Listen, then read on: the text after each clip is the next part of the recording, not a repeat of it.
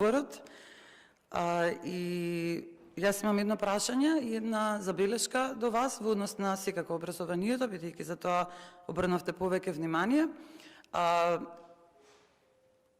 Ке се вратам наназад во вашиот мандат, бидејќи вие кажувате дека сте направиле тоа и тоа, да поставам прашање, например, што се случи со учебниците, што ги немаме веќе трета година во образованието, и дали се уште стоите на она флоскула од Мила Царовска дека не треба да има учебници, дека тој што му купува учебник на своето дете не е добар родител.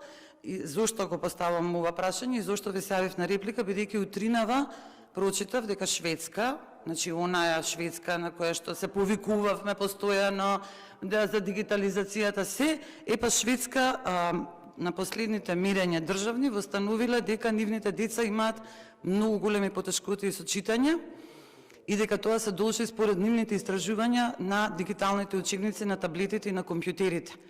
И Шведска за оваа година има одвоено 60 милиони евра за печатање на учебници и на голема врата се враќаат учебниците.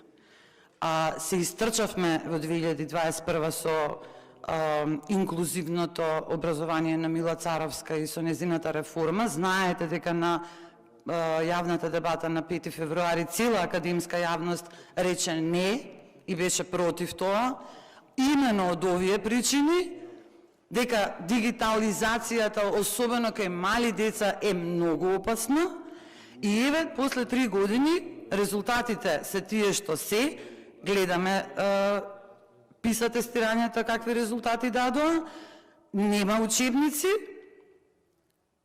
и ние во образованието имаме колапс.